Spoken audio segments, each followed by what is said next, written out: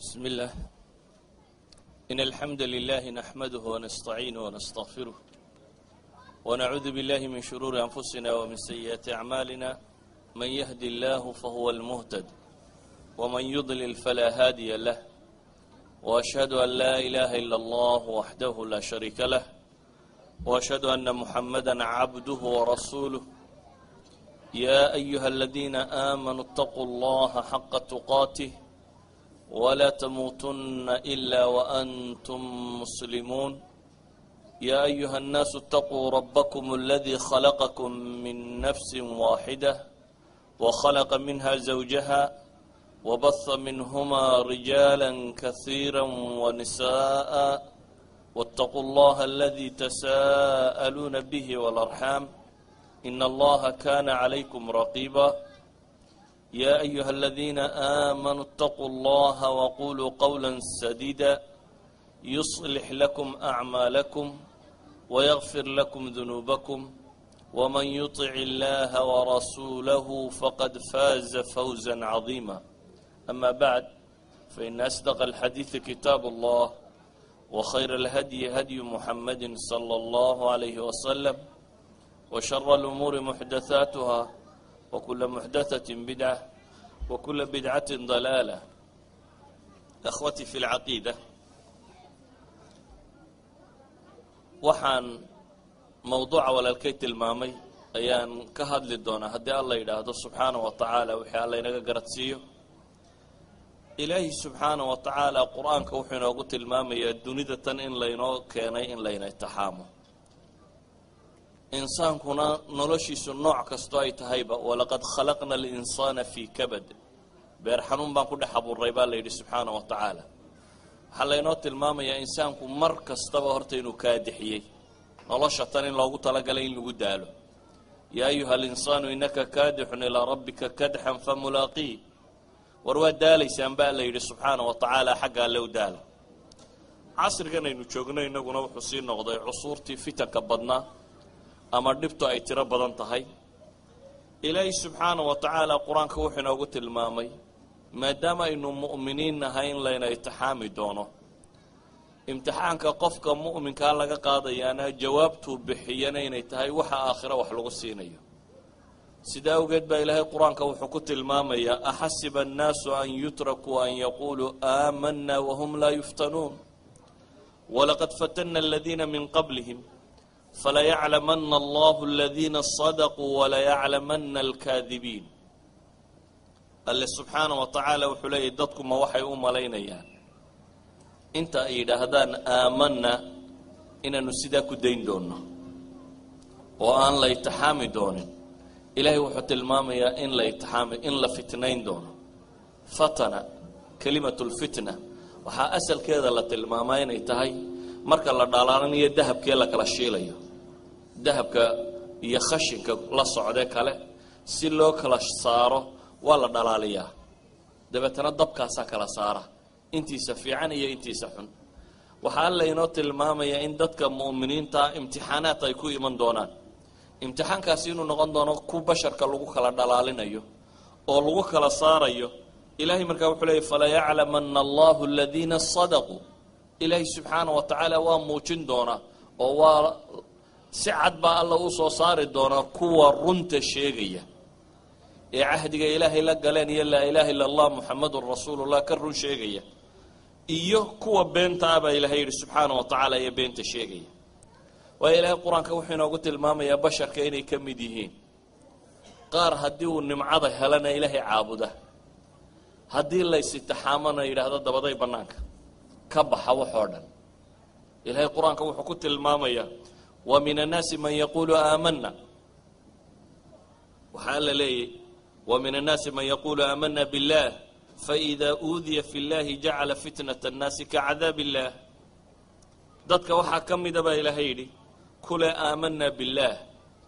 laakiin haddii loo itixaamo buu ilaahay leeyay subxaana wa tacaala, ilaahay dartii haddii loo itixaamo oo dhibi qabsato wuxuu ka dhigayaa fitnada iyo imtixaankan dadka sida ilaahay cadaabkiisa looga boqoo kale. idan waa laabmaya namuudajka kan ama kooxda tan halaca iyo warwarku uu haysto waxa ilaahay quraanku tilmaamaya wa min an-naasi man ya'budu allaha ala harf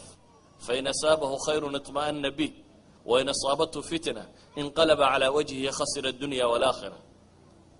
dadka waxa kamida ba ilaahay yiri kuwa ilaahay dacal ka caabudaya oo hadii wanaaga la helana maca naas oo khayrkaasi wadaya hadii dib iyo imtixaan u yimaadiyo mushkiladina dib u laabmaya ba ilaahay leeyahay subhanahu wa ta'ala idan imtixaanaadku way imanayaan mar kastaba dunida imtixaanku waa imanaya waxaana alla imtixaama dadka kuwa ugu jecla anbiyadii iyo rusushii ay imtixaanaadka ugu weyn ku dhacaan imtixaanka danta laga leeyana waxa weeyaan in la kala saaro as-saadiqiin wal kaadibiin as-saadiqiin fi iimaanihim kuwa iimaankooda ku run sheegaya iyo kuwa ka been sheegaya in la kala saaro idan dadku imtixaan bay ku jiraan fitan kaas iyo imtixaan kaas fitan tugaad iyo jabaabira ka yimaada niman kibray oo qooqay oo dadka dhiba oo mashaakil u geysta fitan ka yimaada shahwaati nafs iyo shubahaat iyo wixii la nooca fitanku way tira badan yihiin insaanku inta badan hadduu dhergo oo uu baahi beelo oo uu xoog isku arko oo uu arko dadka inta kale inay ka liitaan oo ka jilicsan yihiin xaqa wuu ilaabaa ilaahay baa qur-aanka wuxuu leeyahy kallaa ina alinsaana layadgaa an ra'aahu istaghnaa ina ilaa rabbika rujca ara'ayta aladii yanhaa cabdan idaa salla ara'ayta in kaana cala alhudaa aw amara biاtaqwa alle wuxuu leeyahy subxaanahu wa tacaala basharku hadduu deeqtoomo kaaftoomo waa qooqaa waa kibraabaa ilaahay leeyahy subxaanahu wa tacaala kibirkaasi wuxuu gaadhsiiyaa mid tukanaya inuu yidhaha war maxaad salaadda u tukanaysaa inay salaadu dembi noqoto qof lagu qabsado ayaa ilaahay subxaanahu wa tacaala u tilmaamaya isagoo qofka salaada tukaday aanu wax kala samayn meeshiisii ugu fiicnayd umu dhulka dhigay khalaas cidna waxuma geysanin haddana ilaahay wuxuu leeyahy subxaanahu wa tacaala inay salaadu dembiba u arki doonaan ara'ayta aladii yanhaa cabdan idaa salla waxa ilaahay subxaanahu wa tacaala qur-aan ku tilmaamaya mu'miniintu hadday daciifaan kayfa wan yadharuu calaykum laa yarqubuu fiikum ila walaa dimma hadday idinka xoog bataan maxaa dhici doona baa ilaahay leeyahy ballan iyo cahdi toona idiin inalin maayaan ilaahay baa wuxuu leeyahy laa yarqubuuna fii mu'minin ila walaa dimma mu'minka xaggiisa ballanna ilaalin maayaan qaraabo iyo tollimana ilaalin maayaan yacni xeer la dhigtay oo horoo basharka ka dhaxeeyey iyo heshiisyo yaallay ma ixtiraamayaan baa ilaahay leeyahy subxaana wa tacaala waxaa kaloo ilaahay leeyahay sokeeyanimo iyo qaraabanimo iyo bini aadamnimo iyo mid kalena kuwa eegi maayaan idan markay tani timaado insaanku uu xadka kan gaadho wuxuu gaadhaa xad uu aada u qooqo basharka kalena uu ku dhib mutaan fitnadaas iyo imtixaankaas waa imtixaan bini aadamku uu soo maray ma aha mid taariikhda ku cusub bale markay saxaabadii nebiga mashaakilkan ay qabsaday ilaahay subxaanahu wa tacaala qur'aan buu ugu tilmaamay mas'aladatan waxa ilaahay uu ka warramayaa waxay maanta u yaqaaneen alfikra asaadiya alfikra asaadiya fikra saadiga waxay ku sheegaan waxay dhahdaan waa ideologiga ah qofka bini aadamka ah inaanu qofka kale u ciqaabin inuu dembi galay oo qura ee mararka qaarkood inuu u ciqaabo bay yidhaahdaan inuu ku raaxaysto tacdiib ulbashar inay noqoto litafakuh wax lagu raaxaysto qof la cadaabayo laakiin ay jiraan dad daawanaya oo mujtamac isugu soo urura in la daawado dad in la cadaabo taariikhda bini aadamka hore u soo martay maaha mid bilowa ilaahay subxaanahu wa tacaala qur-aanka wuxuu ku tilmaamayaa qutila asxaabu اlkhduud النار ذات الوقود إذ هم عليها قعود وهم على ما يفعلون بالمؤمنين شهود وما نقموا منهم إلا أن يؤمنوا بالله العزيز الحميد وحالا نعذلي أما إلهي سبحانه وتعالى نحرستي سلقفوغي كوي قدتك تشيح ذيبا إلهي سبحانه وتعالى كوي قدتك سميي قدتك محال قبني قتل أصحاب الخدود النار ذات الوقود إذ هم عليها قعود ضب الشدين وكي حديثك النبي صلوات الله وسلامه عليه تلمامي حديثك غلامك wuxuu nabigu sheegay salawaatu ullaahi wasalaamu calayh boqorradii ka horreeyey muslimiinta boqor ka midi inuu lahaa nin wadaada oo kaahina oo u faaliya faalihiisii uu gaboobay markii dambe uu ku yidhi faaliyihii war inan yaroo aqoon-yahana ii keeno aan faalka kuu baro oo inaan dhimanayaabay u muuqata inan yar la keenay inankii yaraa uu faalka la bari jiray dabeetana waddada uu sii mara unbuu nin wadaadoo raahibo ka helay kiina waxoogaa buu ka dhegaystay kadib ilaahay subxaana wa tacaala raahibka wixii uu u sheegay baa alla ku anfacay maalintii dambea daabadi istaagtay waddadii dadku uu marayey wiilkii yaraa dhagaxintuu qaatay ayuu yidhi maantana arrinkii wadaadka iyo raahibka iyo sixiroolaa kala saaraya dabeetana ilaahay magaciisa intuu u qabsaday buu ku tuuray isagoo le ilaahay hadduu arrinka raahibku xaq yahay ninkaasi bahalkaasi dadka dhibay dhagaxa kan ku dil dhagax buu ku dilay xadiidku waa xadiidka dheer ee sheegayey boqor nin agtiisa fadhiyay inuu indhabeelay yani maxalu istishaadku maan xadiidka ka tilmaami doonaa nin agtiisa joogay inuu indhabeelay dabeetana uu maqlay wiil yaroo dadka u duceeyo oo ilaahay ku caafiyaa jira soo raadceeyey wiilkiiyo u yimi markuu u yimi ayuu wuxuu ku yidhi hadiyadan badanna waan kuu sidaa waxaanan rabaa inaad caafimaad siiso wiilkii wuxuu ku yidhi hadiyadaadana hayso aniguna wax ma caafimaadiya ilaahay baa wax caafimaadiya haddaad doonayso ilaahay rumee anna waan kuu baryaa alle subxaana wa tacaala alla ha ku caafiye ninkii ilaahay buu rumeeyey wiilkiina alla uu bariyey dabeetana indhihii baa u dilaacay waxbuu arkay wuxuu ku noqday xaashiyadii de boqorku ahaa ee boqorka agtiisii markuu yimi waxau yidhi war indha ayaa kuu saaray oo adigaan wax arkaynine wuxuu yidhi rabbigay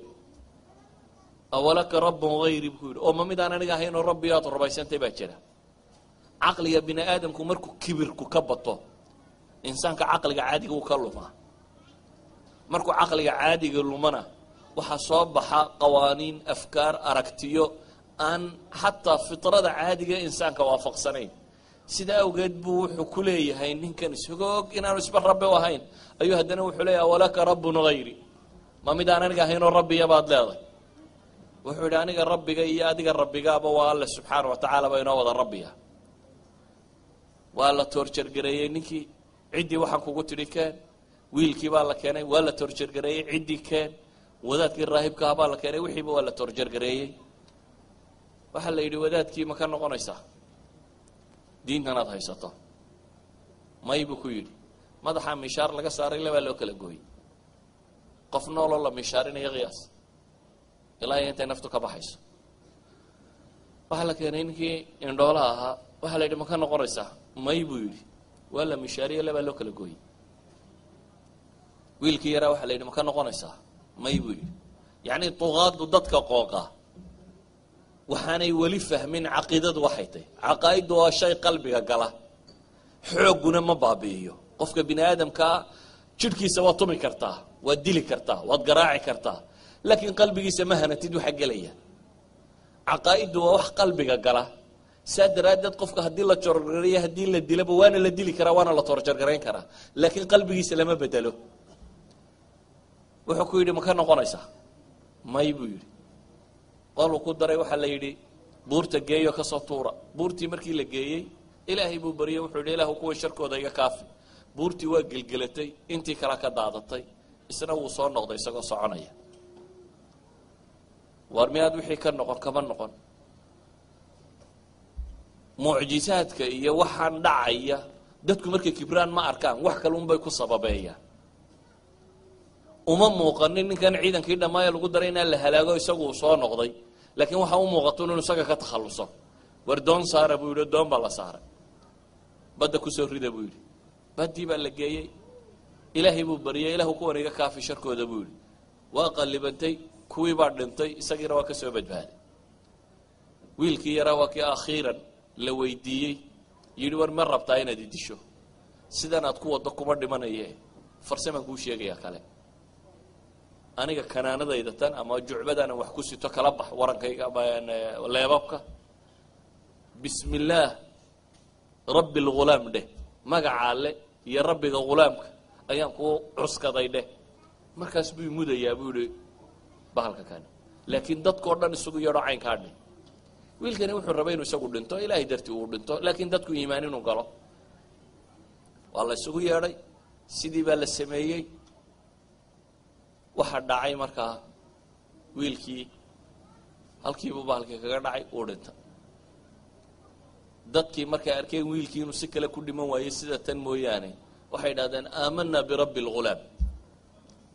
rabbiga wiilkan baanu anana rumaynay bay idhaahdeen godad u qoda buu yidhi marka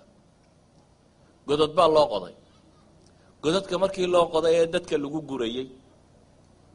muu odhan inuun dadka inta godad u qodaan laaya laakiin waxaa la yidhi dadka godad u qoda oo dab ku shida oo ha lagu gubo ciddii ka noqon weyda oo weliba audience ha yeeshaanoo ha la daawado waayo ilaahay subxaana wa tacaala qur-aanka wuxuu ku tilmaamayaa id hum calayha qucuud inay dileenoo qura lama tilmaamin fikra saadiya buu qur-aanku tilmaamaya dadkani may ahayn dad wax laynayay oo qura boqorkani wixii kasoo horjeedo qura ma dilin ee wuxuu yidhi toorjar gareeya toorjarkana ha la sawiro dee sawir kale waagaa ma jirin wax lagu sawiriyo kamarad lagu qaado iyo wax kale ma jirin sawirka qura la samayn karaya waxa in audience loo sameeyo in dad daawado la keeno oo u daawado boqorkii iyo wixiiba waa daawadeen ayaa ilaahay leeyahay markay gubayeen dadka kale waxaan u soconnaa waxa weeyaan almuslim amaama alfitani waalimtixaanaat maa mawqifu xagguu istaagayaa qofka muslimka ah marka dhibta tan iyo imtixaanaadkani qabsadaan dadkaasi muslimiinta qur-aanku wuxuu inoo sawirayaa inay ku sabreen dhan kale waxaa la inoo sawirayaa subxaana wa tacaala in uu isna arkaya ilaahay waayo dadku waxay isweydiin karaan war markan mu'miniinta sida loo galayo sidii yar inta la tumo haddana xadhigga lagu jiidayo waa nooc min torturki waa fikra saadiya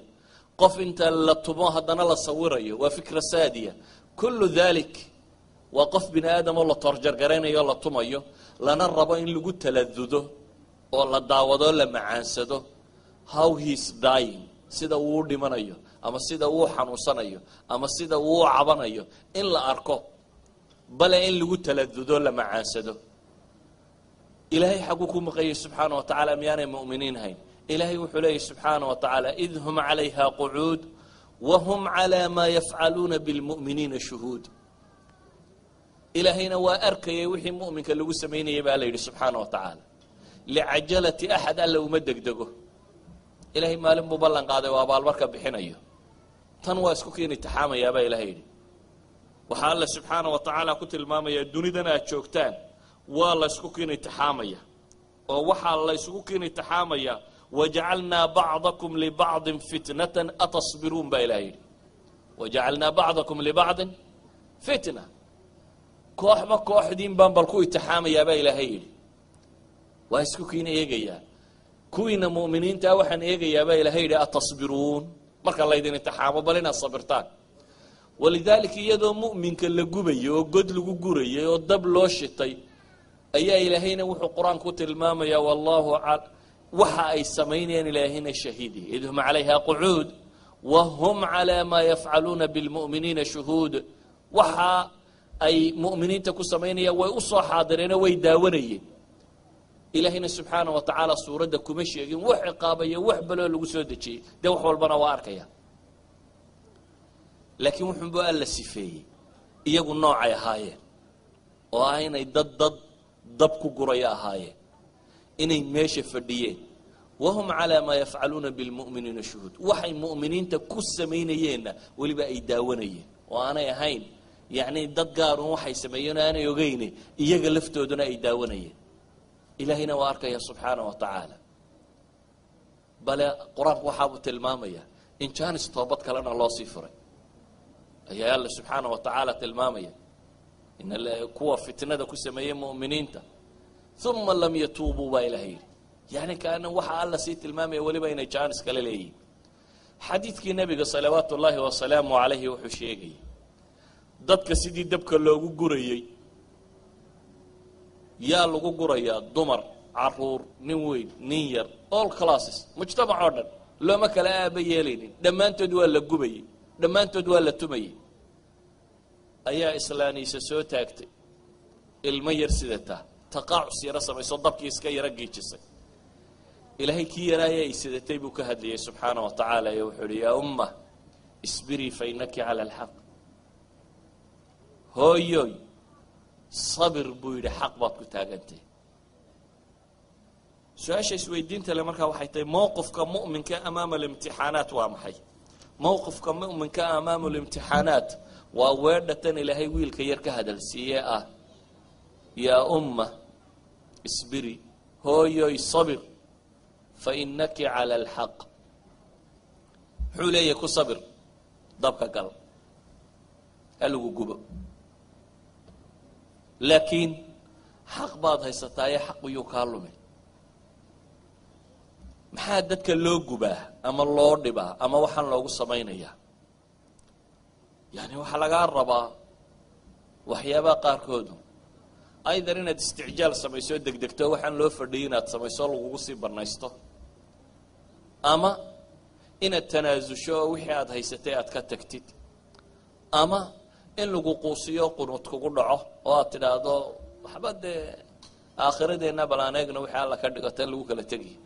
quusato istiraado filim kaanba kuma jirto wax la qabto hadho biraado musameeya ma jiro waha hiya aafat thalatha fi tariiq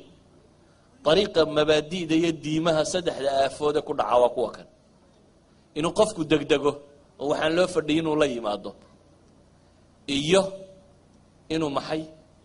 inuu tanaasulo oo thabaat la iman waayo sugnaan waayo iyo inuu quusto oo qunuud iyo yaasi ku dhaco amalkiisa islaamiga iyo diintiisa wixii wadayba oo fara ka qaado wiilkan yari hooyadii wuxuu ku leeyahay ilaahay ka dhawaajiyay dharabta lagu sida hooyoy isbiri fa innaki ala alhaq sabir haq baad ku sugantahay alla subhanahu wa ta'ala quraanka wuxuu ku tilmaamaya oo in badan quraanku inooga waramaya anbiya la ciqaabay oo la cadaabay oo dib loo geystay oo nafta la isugu keenay أنبياء الله يبو قرآن كشيء والنبي مع ذلك ولا الله كوال جبيبة قرآن كتلمامية وحاصرنا نسقوا إلى هاي شيء يا الله سبحانه وتعالى هدنا النبي جوح كله صبر بل يسقوا الصبر أو وحي يردي بكل عين بإلهي وحليه ويوم يعرض الذين كفروا على النار أليس هذا بالحق الله سبحانه وتعالى مركي للربي النبي قال لا يدعى الصبر مركه هره مسألة كلا الله شرحي ويوم يعرض الذين كفروا على النار أليس هذا بالحق قالوا بلى وربنا واحد حصوص طابة إلهي ضدك والشيكتا مركه كوا قالوا بي إلهي سبحانه وتعالى النار تنتو دول كينا ورندونا ورتني حق مطي وينك يدفيري تشري آخره ما شرته ناري ما شرته عدالة وحا وينك يلا هاي أليس هذا بالحق رب ما تهي إلهي وحلي ما لنت مرن مجري أنت والله كحق السيام بيردنا قالوا بلى وربنا أذان كقول دارنا الله والنار توارب إلهي وحلي مركزنا نوحنا ردنا قال فذوقوا العذاب بما كنتم تكفرون عذاب كالردمية وحاو قالوا بيدين دراديد بسبب كفركم ردمية عذابك محال لي عذاب كالردمية إلهي وحط المامية أصلا مال وحكو أرجوستين ليه مال وضدك كو حسابي أين يشرتو دنيا تنين يتهي دار ضدك الله يتحامى يلا اسكو يتحامى قفك مؤمن كايك قال كلا اسكو يتحامى لكن وحلا قرب ويا تصبرون وجعلنا بعضكم لبعض فتنة أتصبرون ما صبر يسمى الله سبحانه وتعالى markii laga waramay aakhira iyo gaalo waxa lagu sameeyay aayada ku xigta Ilaahay markaa wuxuu yiri fasbir kama sabara ulul azmi min ar-rusul wala tasta'jil lahum aayadii hore markii Ilaahay naarta ka waramay iyo gaalada saa loogu soo bandhigi doonaba Ilaahay wuxuu hadana nabiga ku leeyay fasbir kama sabara ulul azm sabir ba Allah yiri subhanahu wa ta'ala oo waxaad u sabirtaa sidii ulul azmi min ar-rusul ay u sabreen ulul azmi min ar-rusul quraanku wuxuu kaga waramay nabi nuux oo dhigtaba laga furaystay oo la maqli waayay oo haddana 950 sanadood dacwo wada oo ilaahay leeyahay wama aamana ma'ahu illa qaliil haddana aan joojin bal aba ilaahay ka waramay nabi nuux oo بكل الأساليب استعماله إني دعوت قومي ليلا ونهارا isagoo siran wajahran wacalaaniyatan laylan wanahaaran marka xagga zamanka laga eego layl iyo nahaarba waan waday buu leeyahy marka xagga usluubka iyo weyga iyo dariiqada wax loo sheega laga eego siran wajahran wacalan baan u waday buu leeyahy qofka bini aadamkii wuxuu u adeegsan lahaa hadday time factorka tahayna habeen iyo maalinba shaqadaa waan waday buu leeyahy hadday tahay asaaliibta iyo dadka saa loola hadliya saa wax loogu yeedhana kor iyo hoos iyo nooc kastoo bashar wax loogu sheego waan waday baa ilaahay leeyahy dabeetana ilaahay nebi maxamed wuxuu ku leeyahy fasbir kamaa sabra ululcasmi min arusul ay icmal shaqee baa la leeyahy say iyaba u shaqeeyeen sabir abulambiyaa baa ka mid ah oo intaasoo meelood ka hijrooday ciraaq ka tego falastiin ka tego maka tego meel walba dacwo waday xad la soo gaadhsiiyey in dab lagu rido inta la soo qabto dab loo shido loo xidhxidho in dab lagu rido waxaa ka mid ah nebiyullaahi muuse oo ogteen isaga iyo qoomkiisii wixii kala qabsaday nebi muuse oo aan askar la siin oo ciidan la siin oo lacag la siin haddana ninkii dunida ugu kibir badnaa baa la yidhi qaba adigu iyo isaga u tago wuxuu soo sheeg ilaa waa ka cabsanayaa buu waa soo cabsaday waa bashar waxaa la yidhi bal horta gacanta waxaad ku sidaa waa maxay wamaa tilka biyamiinika yaa muusa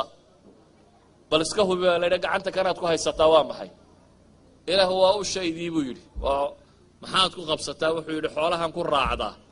waliya maarib kalena waanu leeya dana kale markii la hubiyey waxaanu hayay wuxuu ahaa ayaa ilaahay yidhi iska sii daa haddaba dhulka ku tufo dhulka markay ku dhacday faidaa hiya xayatun tascaa baa ilaahay yidhi dabeetana waxaa la yidhi khudha walaa takhaf hadday abeesada soo ordaysa daanka qaba baa ilaahay yidhi oo hana cabsoonin ul inay ahayd markii hore waa waxa la yidhi hubi wuu arkay tuur baa la yidhi waa iska tuuray markuu tuurayna ilaahay wuxuu yidhi qabo oo walaa takhaf ha cabsan maxaa la rabay nebi muuse in cabsida basharkaba laga saariyo makhluuqaad inuu ka cabsado waayo xaggee loo dirayaa nin le ana rabbukum ulacla maa calimtu lakum min ilaahin hayri nin sidaa le baa ilaahay u dirayaa muxuu haystaa muuse cid igu dar buu yidhi walaalkaana kaxaysaa la yidhi waa laba nin waan ciidan wadan xoola wadan askar wadan waxba haysanin ninka loo tegayaana waa nin kibray oo qooqay oo caynkana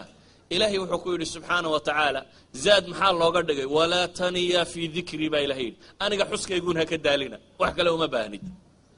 aniga kownkan iska lehe aniga xuskayguun ha ka daalina walidalik buu ilaahay xuskiisa kamuu daalina markay ku adkaatay wuxuu lahaa kalaa ina macya rabbii sayahdiin ilaahay baa aniga macayga oo ay hanuuninaya ilaahay subxaana wa tacaala nebi maxamed wuxuu ku leeyahy fasbir kamaa sabra ululcasmi min arusul siday ululcasmiga rusushu u sabreen ugu sabir walaa tastacjil lahum baa ilahay yidhi qoladan waxba cadaabkooda ha degdegsanin baa ilahay yidhi cadaabka goortaan keenaya iyo goortaan aargoosanay waxaa waa shaqadayda baa ilahay leeyahy waxba adigu ha ku degdegin walaa tastacjil lahum adiga waxaa laga yaabaa inaad adigu islaaday mu'minkii xaggaa lagu rifo xaggaa laguma kuwan dhulka lala gooyo ilaahay taa anigay shaqadayda tahay baa ilahay leeyahy walaa tastacjil lahum ha ku degdegina baa la yidhi subxaana wa tacaala laakiin ilaahay muxuu leeyahy walaa tastacjil lahum kaannahum yowma yarawna maa yuucaduuna lam yalbathuu ilaa saacata min nahaar maalinta ay arki doonaan baa ilaahay yidhi wixii aan u yaboohay dunida tan tirada badnaydba waxay la noqon doontaaba inaanay saacad maalin ka mida inaanay soo joogin waxba ha la degdegina baa ilahay yidhi maalinta ay noqoto inaan wax ciqaabo waxay noqonaysaa baa ilaahay leeyay lam yalbathuu ilaa saacata min nahaar dabeetana ilaahay wuxuu leeyay balaaq fahal yuhlaku ila alqawmu alfaasiquun ay hada balaagun linnaas waa gaadhsiin baa ilaahay leeyay subxaana wa tacaala taas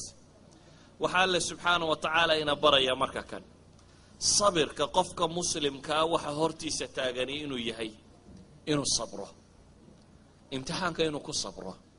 oo u sabro laakiin sabirka macnihiisu muxuu yahay kow inaanad degdegin midhaanaad goosan karayn inaad ku degdegin isticjaal inaanad samaynin khuliqa alinsaanu min cajal insaanku marka hore wa kaana alinsaanu cajuula abuur ahaan buu mid degdegta jecel yahay bal tuxibuuna alcaajila إلهي وحو تلمامي إنسانكو إنو دقدقتا سيدي سبس كجعلي واحد دقدقتا أنا وجعلي لكن إلهي وحو لي سبحانه وتعالى دقدقتي نالا لما دقدقو إلهي الرميس مقادير بيكو صعدان ولذلك أدوه الدقدق بالا لي سيدا وقيد النبي صلوات الله وسلامه عليه حديثي صحيح كويا لبخاري وصاصاري خباب بن الأرت وصحابي قبيل كيرير بنو تميمة نيكا كان واددكي إلا قبصدي يدبتنا الله أدون صدي لأن عربيد ورير بنو تميمة بوها لكن كعن علاده انت لقبتي إلا أدون صدي إسلام لودن شري أمو أنمار أي أخيرا لغي يبيي إسلامتي نفر سمدة تمالمدة الله يرهده بيبرتي دبتنا ويكو حيوكستي marka meel baa loo furay dukaan Soomaaliyeed oo farsamo yaqaan fortune kaasoo haystay markaas iyo wixii ka soo galana qolada nudbaad ay qaadan jirtay wuxuu ka mid ahaa muslimiintii hore ee islaamtay ee dhibta badan qabsatay wuxuu leeyahay maalintii dambe nabiga uu nimi salawaatullaahi wa salaamu alayhi isagoo burde uu leeyahay isagoo mutawassit ku ah oo kacbada hadhkeeda joogaan uu yimi waxaan ku nidhi buu yidhi alaa tastansir lana alaa tadcu lana ilaahay rasuulkiisiyo maad ilaahay dahdaba noo baridid maad ilaahay guul noo weydiisid baan ku nidhi buu yidhi wuxuu ku yidhi nabigu salawaatullaahi wasalaamu calayh qad kaana man qablakum yu'khad war kuwii idinka horreeyey buu nabigu yidhi qaar ka mid a ninka inta la soo qabto ayaa god loo qodi jiray dabeetana inta godka lagu rido oo lagu aaso xaggiisa hoose si aan u dhaqdhaqaaqin ayaa miishaar madaxa laga saari jiray dabeetana miishaarta inta lagu toorjar gareeyo ayaa laba loo kala jari jiray buu nabigu ku yidhi waxaa la soo qaadi jiray buu nabigu leeyahay amshaat min xadiid gafeedho bir ah dabeetana lafta iyo diirka ayaa lagu saari jiray toorjarku maaha wax hadda bilaabmay taariikhda bashariyadu markastoo ay kibirto noocan way lahayd nabigu wuxuu ka warramayaa markaa dad la toorjar garaynayo oo lagu toorjar garaynayo diintiina ka taga oo dabeetana diidan inay ka tagaan ayuu saxaabigan uga sheekaynaya wuxuu nabigu ku yidhi markaa maa yasuddu dhalika can diini waxaasoo toorjar lagu hayo ee gafeedhaha birtee lagu rifayo miishaartaa lagu kala jeexayo waxaa mashaakil haystaa buu nabigu yidhi may ahayn ku diintiisa ka celinaya dabeetana nabigu intuu dhaartay buu wuxuu yidhi wallaahi layutimana allahu tacaala hada alamr حتى يصير الراكب من صنعاء إلى حضرموت فلا يخاف إلا الله والذئب على غنمي ولكنكم تستعجلون نبغو حكول إلهي بان كل دارته الله سبحانه وتعالى الدين تتمور لما يستري دونا إلى إيوه يعني نبغو بشارين يا صحابي كان هذا دي بقول نقطنا واختيادو نبغو بشارين ترى انت وقو بدن لو حيهان ترى واختياد صعب كا أحزاب وكله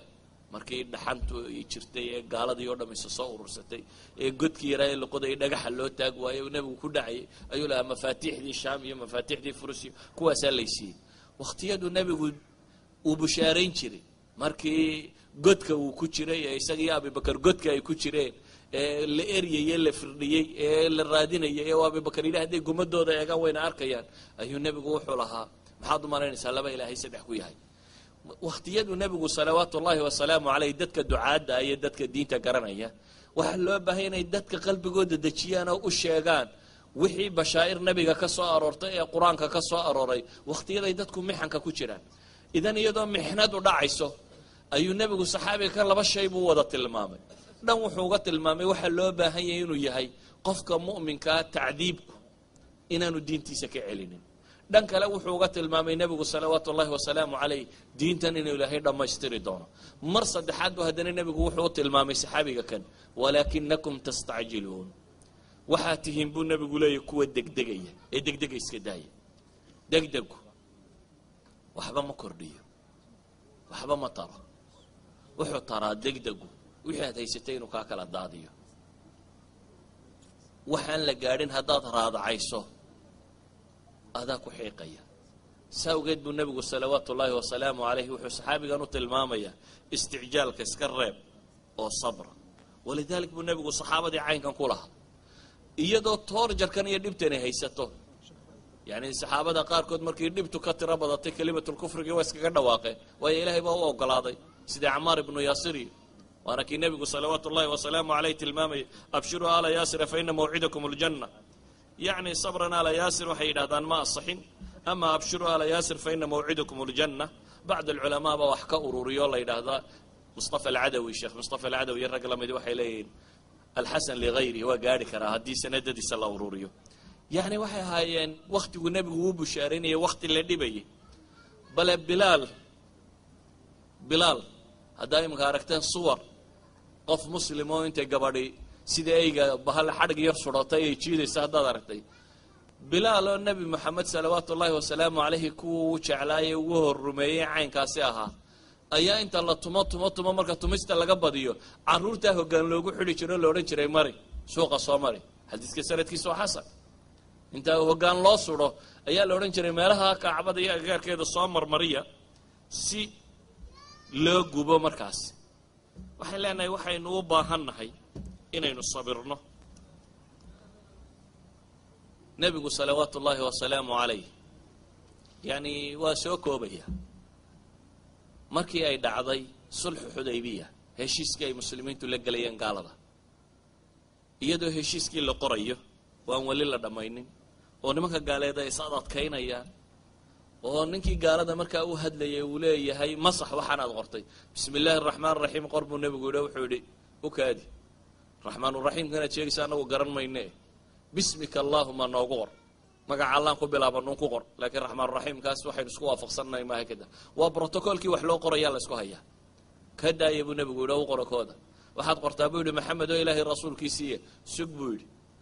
rasuulnimo haddaan kuu garanayno ismaynan dilleenay magacaaga iyo kii aabbahaa qoro buu yidhi maxamed ibnu cabdillaahi ku qoro haadaa maa saalaxa calayhi moxamed ibnu cabdillaahi saa ku qoro kama saxoo ku qoro buu yidhi oo cali baa xanaaqo yidhi wallahi inaanu masaxaynin ee tus buu nebigu yidhi oo isagaa masaxay heshiiskii iyadoo la yeedhinayo heshiiska la yeedhinaya markaa waxaa ka mid ah wixii ka soo gala gaalada ee muslimiin ee soo cararee muslimka u yimaada in dib loo soo celiyo lagu celiyo gaaladii raadcaynaysay wixii laakiin muslim ee soo baxsaday xagga gaalada yimaada ee soo ridooba inaan la soo celin bunuudday ka mid ahayd la qorayay iyadoo bunuuddaa la wado aan weli la qorin ayaa waxaa soo galay saxaabi raran oo xabsi ka soo baxay oo silsilada ku xidhan yiin oo ismaqlay muslimiintii baa maka u soo dhowaatay oo isla mar uun haddaad meesha ka baxdo abujandal baa soo galay abujandal waa axad asaxaaba maka ku xidhnaa oo silsiladiisii watoo soo baxsaday aabihiina waa ka nebiga heshiiska la gelaya suhayl ibnu camar saxaabigii la odhan jiray oo markaa gaala waa ninkan heshiiskaba qoraya ee nebiga heshiiska la gelaya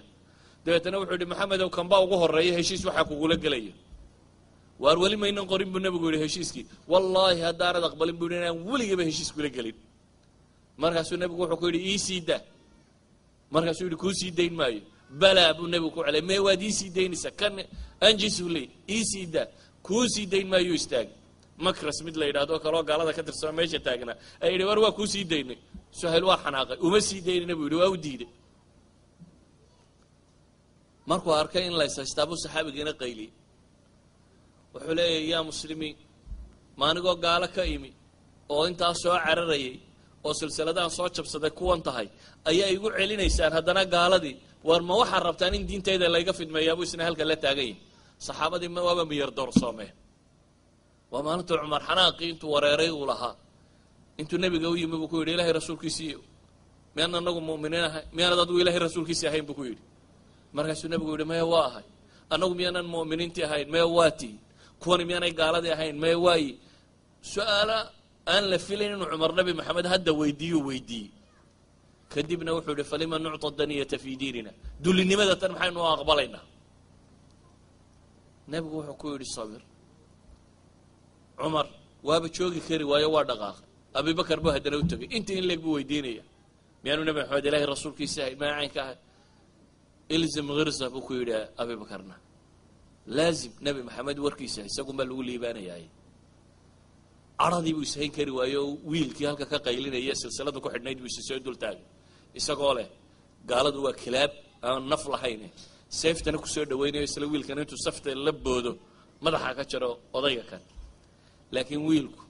aabihiina waa la yaro laxa jeclaaba inuu madaxa ka gooyo waa aabihii da ninkan meesha taagan cumar way ka xumaatay marka arrinkii wuu ka xumaaday wiilkiina sidan buu leeyahy